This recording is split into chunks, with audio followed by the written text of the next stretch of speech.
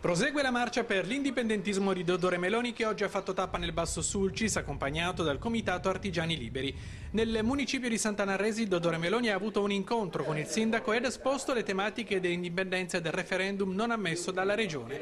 Per il primo cittadino e consigliere regionale di Sant'Anna-Resi il comportamento della regione non è stato corretto. Sicuramente era un referendum giusto che metteva in condizioni i sardi di esprimersi rispetto a una volontà ben chiara, l'indipendenza.